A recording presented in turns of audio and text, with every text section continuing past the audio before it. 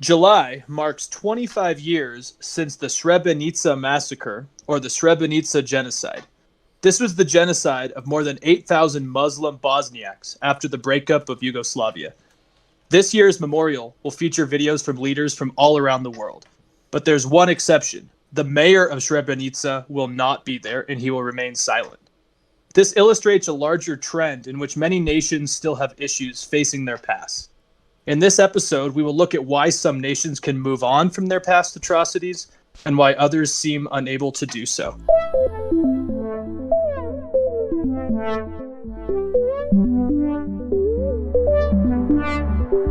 Hey, everybody, welcome back to the Tonic podcast. I'm Alex, joined by my friend and colleague, Drew. Drew, how are you?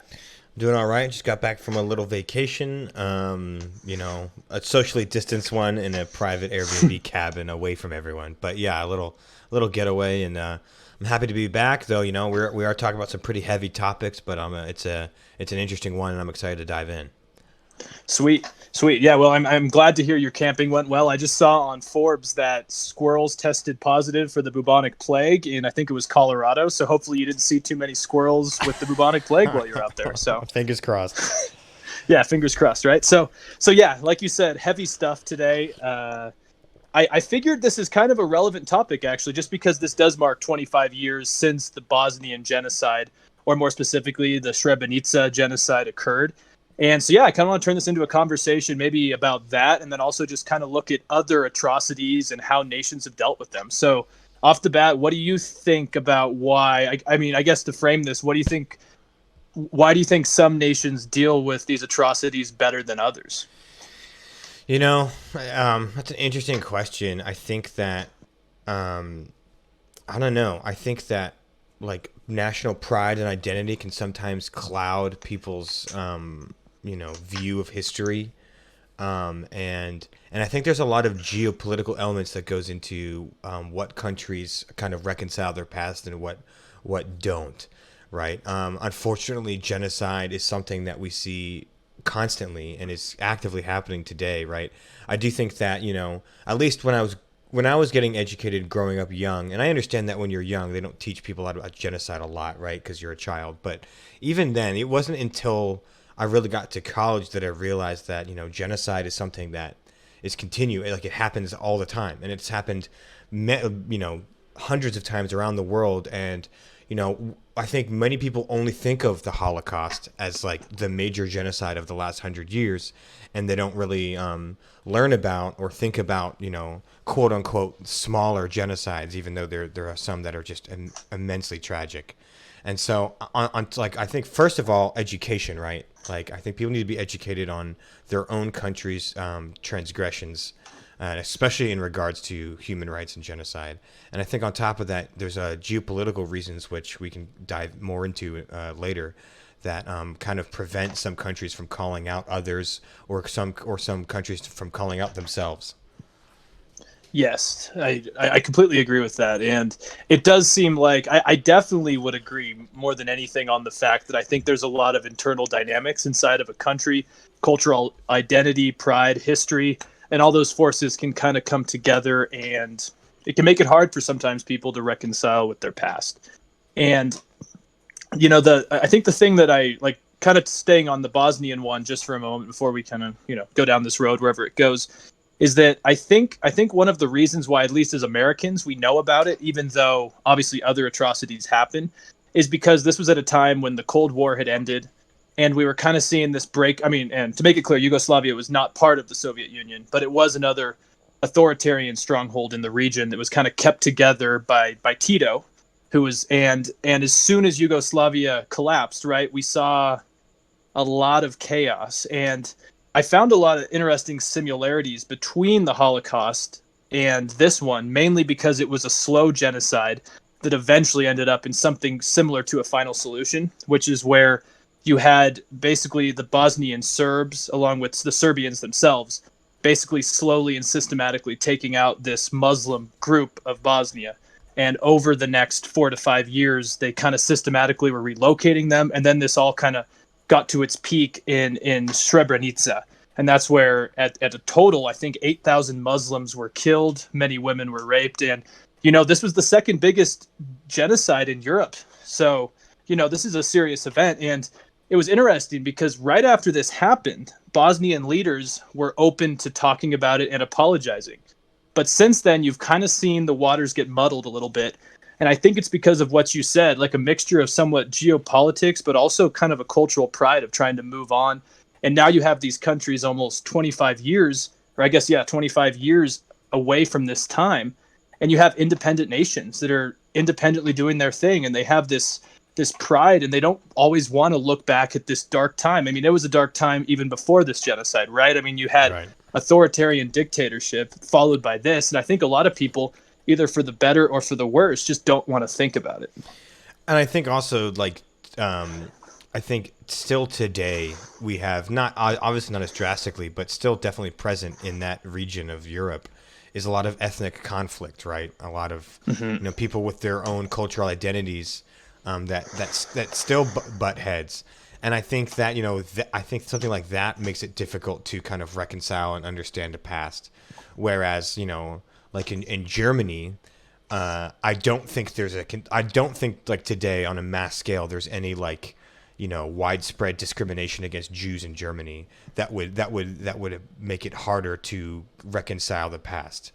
I mean, and we're probably, I know that like bringing up the Holocaust is always such an extreme example, but it's actually a really unique one because of how much Germany has kind of changed course and turned around and educated people on its genocidal past.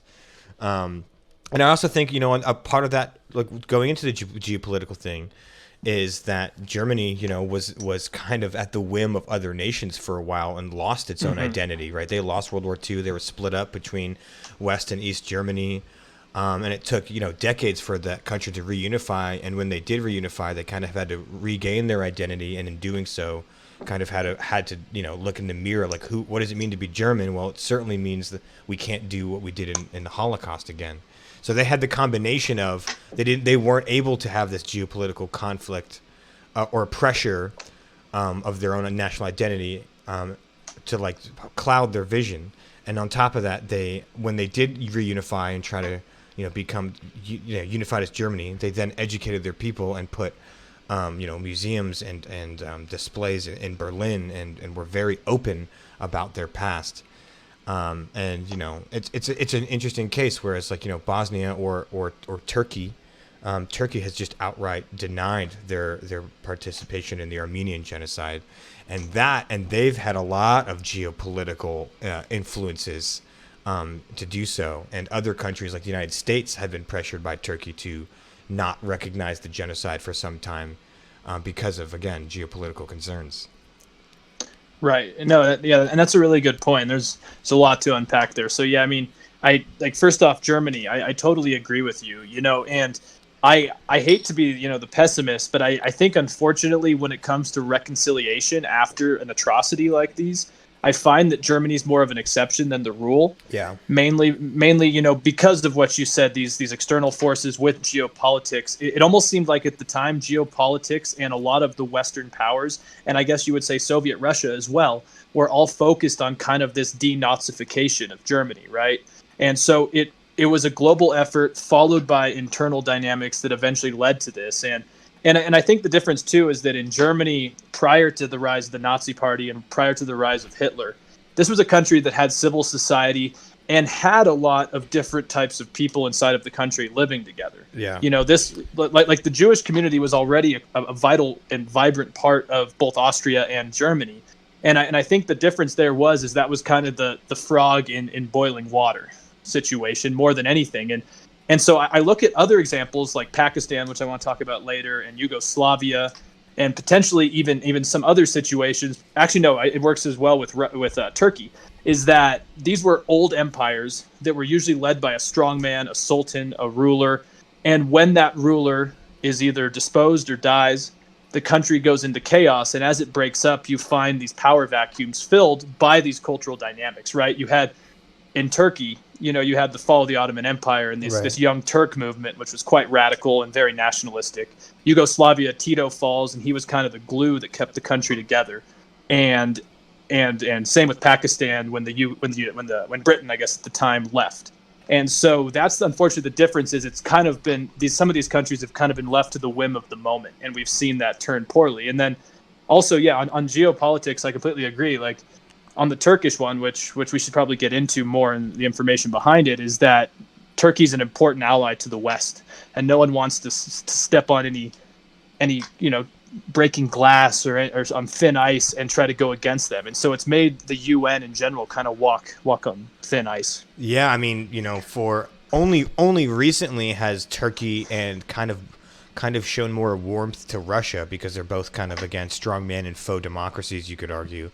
But before the Putin era, during the Cold War, you're right that Turkey was an ally of the United States and NATO, and they were literally on the backyard of Russia. So we were able to have nukes and aerial capabilities and all sorts of bases in Turkey right there. But if the United States was going to then recognize the Armenian genocide, Turkey would be pissed off. So there's a geopolitical reason for the United States, because when we talk about the Bosnian genocide, it only took a matter of days or weeks before the United States Senate passed a resolution saying what we're seeing here is looking like a genocide, condemning the actions. But it took 100 years practically for the United States, since 2019. So it took 100 years for the United States to recognize the Armenian genocide because of geopolitical concerns. And it's a shame that some geopolitical realities kind of trump over a lot of nations' willingness to promote human rights. Yeah, definitely. And I mean, even to this day, I remember, I think it was in 2010, Barack Obama had spoke out against the Armenian genocide, and he received a lot of criticism from Turkey, right? And like you said, it is a touch ground between us and a lot of the Middle East. Like, no doubt, Turkey is an essential ally, and I do not agree with especially Erdogan's, I guess, quote unquote presidency right now.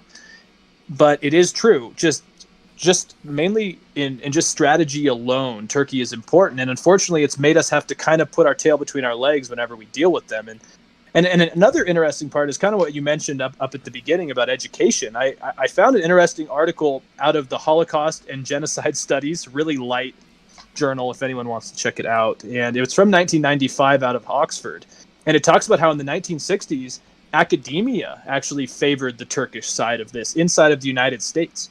You had UCLA chairs of different departments that all were basically in the pocket of the Institute of Turkish Studies, which was located in Washington, D.C. and was founded in 1982. Wow. And basically this group was going around propagating information about, there was some violence, but the Armenians were also, culpable, and it was a double side. There were good people on both sides, basically.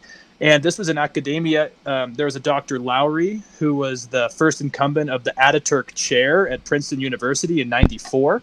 And this was a UCLA guy before it. And he was, paid by the Republic of Turkey. And so I think that's why in the U.S. specifically, it's been hard for us to kind of stand up against Turkey, is because of this geopolitical influence and the fact that academia, as much as they like to say they're always transparent and unbiased, there's money behind it, and it's too bad that it took us to 2019 to finally recognize this. Yeah, I mean, there was an attempt during the Carter administration because Carter was getting criticized on his lack of action on human rights, and he was the one mainly responsible for starting the projects that eventually led to the Holocaust Museum in Washington, D.C. But part of that was there was also going to be, a part of the museum on the Armenian genocide, and Turkish lobbies and diplomats from Turkey eventually pressured the United States to just have the museum be about the Holocaust, and even then within the museum just to be about the Holocaust as regards to Jews, not so much homosexuals, disabled people, gypsies, quote unquote. So. Mm-hmm. And so, even in this, and then after Carter, when Reagan took power in the United States, it was even less so, right? Because Reagan was super worried about the USSR, and then, like we said, geopolitical reasons because of that, they didn't recognize the Armenian genocide. And again, like we said, it wasn't until 2019 that the United States officially recognized through like a government action, recognized the Armenian genocide, which was blocked 3 times, by the way, by the Trump administration, but was eventually overturned by the Senate. So, even even in 2019, there was pushback because I'm sure Trump had his own geopolitical reasons because he didn't want to piss off Erdogan. So there's definitely within the United States, at least, there's definitely an inconsistency in our ability to identify genocides and denounce them. I mean, we've had our own tumultuous history, of course, our own past with the Native Americans, and even maybe not as, but I think a good example in the United States is something like Manzanar, which is now a museum. Manzanar, now this was not on the level of genocide, but certainly a blot in our past, which was the internment camp for Japanese Americans during World War II. Again, American citizens, but because they were Japanese in heritage, they were considered a threat. And so they were put in an internment camp in Manzanar out in the California desert. I've passed by it. I've seen it. And now it's a museum. I think that's a good thing. I don't think it should be destroyed. I don't think it should be, forgotten. I think it should be remembered, but remembered in the correct context as a museum explaining how, yeah, we have some dark past. And so, countries need to do more of that, I think, like Germany has and like sometimes the United States has.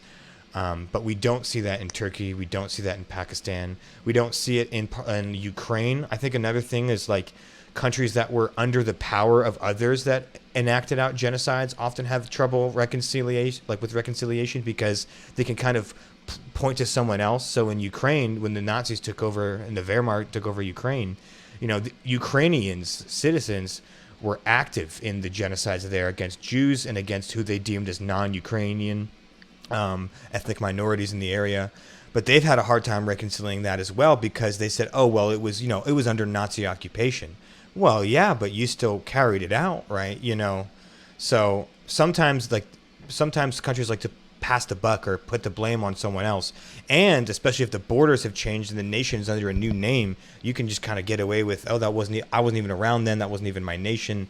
Everything's different now, even though it only happens, 60, 70, 80 years ago. Yeah. Yeah. So first, remind me to get back to Manzanar. Yeah. But while we're on the part about, new borders and this gray area, I think that was the most interesting part when today I was reading about the Pakistan genocide, because I think out of all these 20th century conflicts or genocides or just atrocities in general, that's one that honestly, I'll be honest, I knew practically nothing about until today. Same. And yeah, which is alarming, but I think it's mainly the fact that so like a historical note, right? The British left India and partitioned it between Pakistan and India. And this was really complicated because there were plots of land that were separated Pakistan had parts of land that were separated by more than 1,000 miles of Indian territory.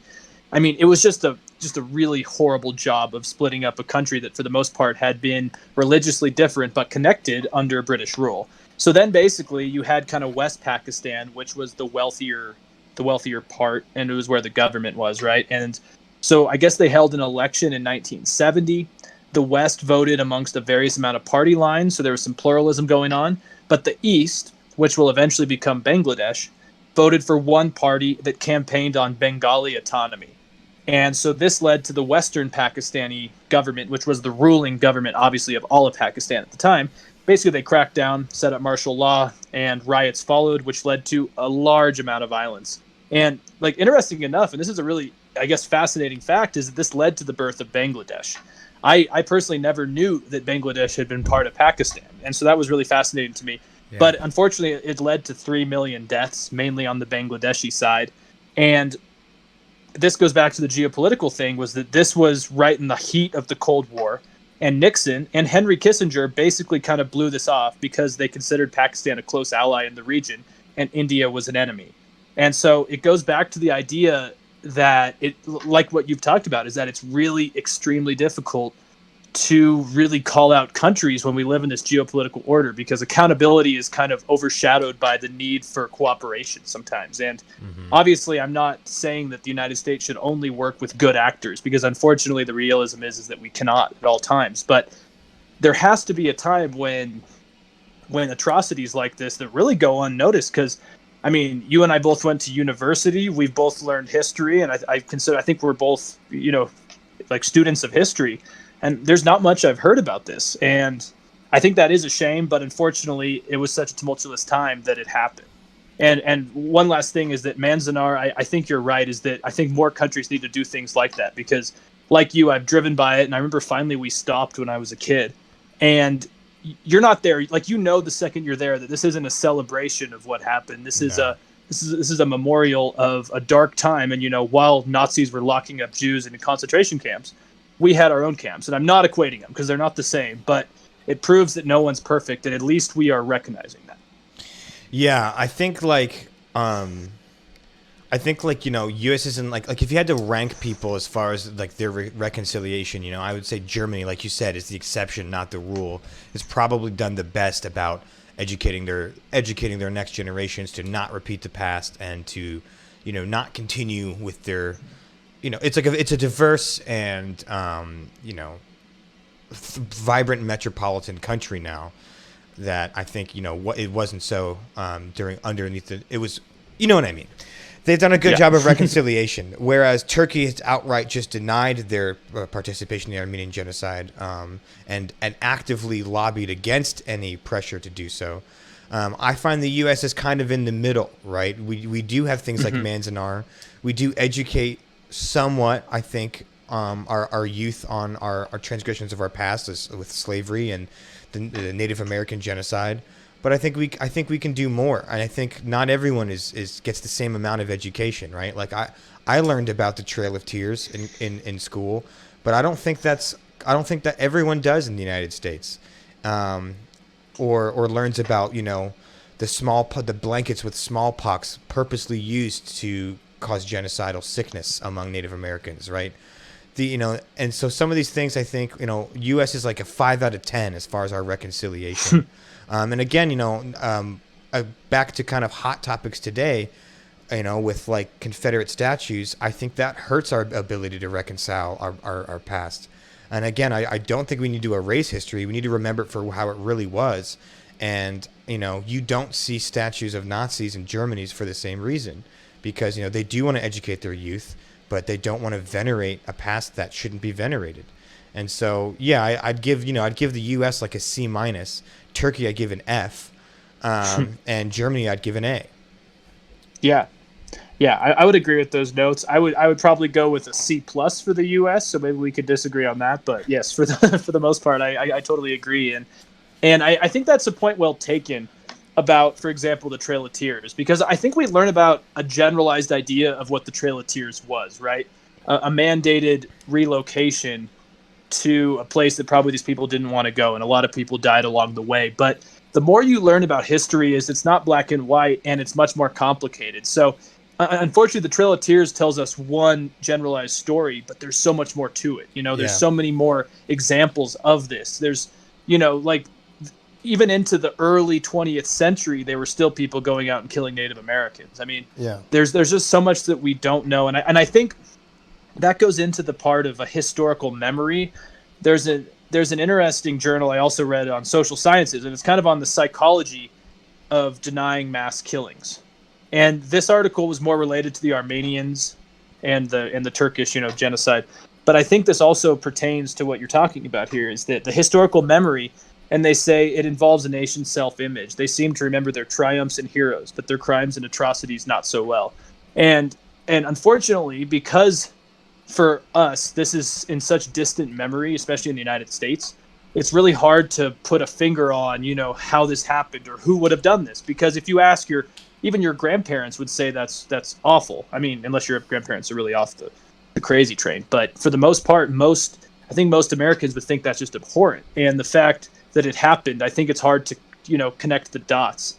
While a place, say, like the Armenian Genocide in Turkey, it's recent enough that I think it almost pulls a different string, where this is still a country that almost formed out of this, and they have a memory that they need to create that says we're heroes, we're triumphant. The Ottoman Empire fell, and And that's my big issue with that. But I agree with you that I think the U.S. is kind of in the middle, where Germany. I mean, I've spent a lot of time in Germany, and I remember walking through Berlin, going, "Wow, they did this right." You know, there's a huge Holocaust memorial. There are the names of all the victims. You can go to an SS or Gestapo or even a Stasi museum and really find out what happened. And I think the U.S. is getting better. I I think that sometimes change comes slower than we like. Sure. But I do think that we've seen these protests, like what was it, the Standing Rock protests, probably what, 3 years ago? 3 years, Say yeah, something 4 like years that. ago. And so yeah, no, I think especially our generation and the one under us are welcome to do it, but it's this historical memory as a nation that it's really hard to tear that down once it's been constructed, I guess.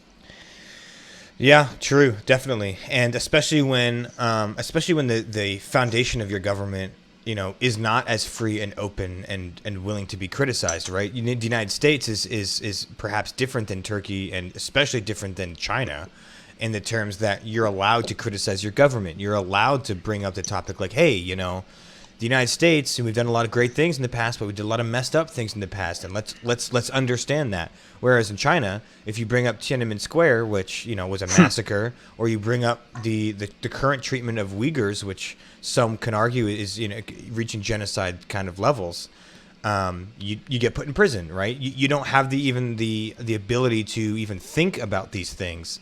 And the Chinese government is so focused on maintaining its unity and identity to the detrimental point that I don't think they'll be able to grow in some areas of human rights. And we're seeing it play out again in Hong Kong. Hong Kong is a place that did get kind of used to being open and free and able to criticize, and now they're getting punished for it. Yeah. I mean, that's true. That's very true. And I mean, China does worry me in a lot of ways, because I think we could see maybe one of the first atrocities of the 21st century potentially coming out of two different spheres, between Hong Kong and the Uyghur situation. Right. And you're right, is that I think being able to speak out and be heard is something just crucially important. And on that note, what I've noticed is it's a disclaimer, it's kind of a Trumpian adjacent argument. And so part of me understands why there are people that are critical of the UN. Now, not for the same reasons Trump is. That's why I say it's Trumpian adjacent. But I've noticed that every one of the atrocities we've talked about today, the UN has been quick to say it's a genocide. They've been quick to condemn it on an international scope, right? You've had a multitude of countries from around the world join the UN in condemning this. But usually the irony is the country that's actually doing it is never part of this UN movement, this UN decree.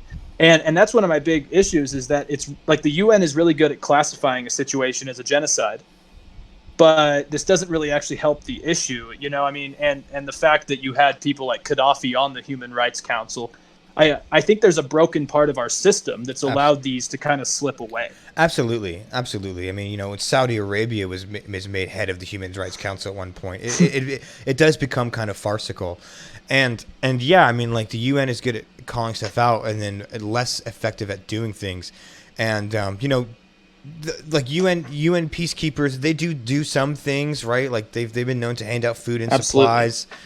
They do some things, but I don't think they have enough power to stop a genocide, right? I mean, we've had countless genocides in Africa, in the Middle East.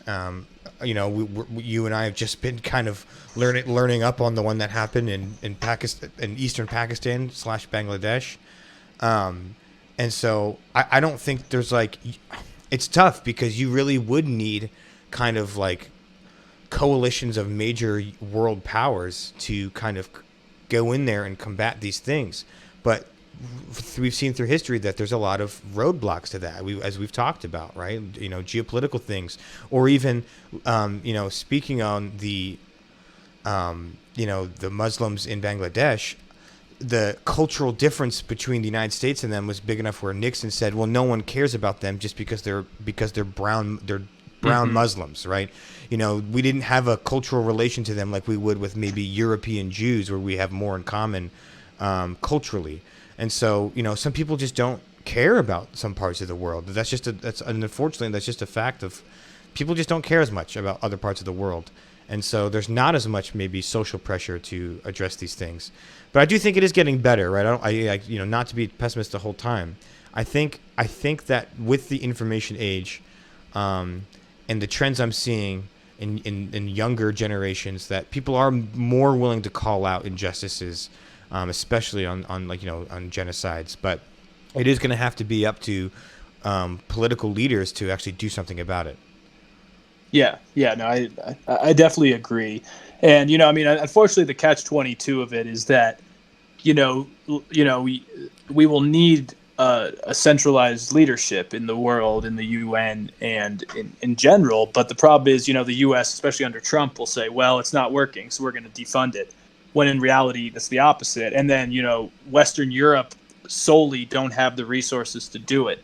So, yeah, but I do agree with you that I think things are getting better, minus the Rohingya one in Burma right now, or Myanmar, excuse me. But no, it is getting better, and I think we're starting to realize is that, yeah, when the microscope is on everybody, it's a lot harder to do things that were happening before this era. Yeah. And as the world gets more globalized, I hope that we'll kind of start seeing each other, if it's transactionally or from a human perspective.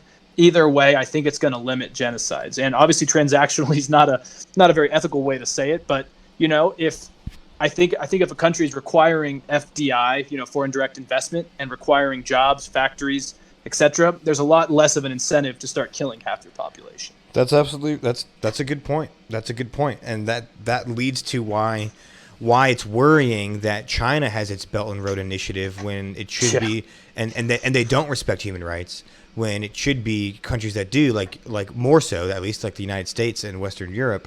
We should have our own Belt and Road Initiative. Like you said, the more we have investment and transactions and cooperation with countries that are maybe less than perfect, at least it can push them in the right direction, instead of allow China to be their buddy and completely turn a blind eye to things like genocide. Absolutely. And, like we've been talking about, I think we're seeing a bit of a backlash on China. And now all we need is kind of a Western leadership and more, generally speaking, an American leadership to offset it. So hopefully things will change. I don't know if you have any more thoughts there. I think the last thought is, because it's such a heavy episode, just remember that, today the world is overall less violent, and there's less conflict in the world.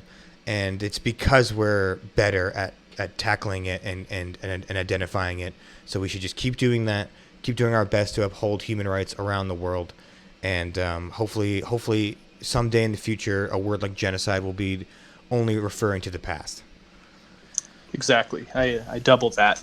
And as always, please let us know what you think. Did you like our episodes with people like Leah or Mitchell? Do you want to hear someone else potentially? Please let us know. Comment, send us a message, whatever it takes. And as always, you can find us on YouTube, Podbean, iTunes, Apple Podcasts, and all those random third-party ones. So other than that, take care, have a great rest of your day, and stay safe. Take care.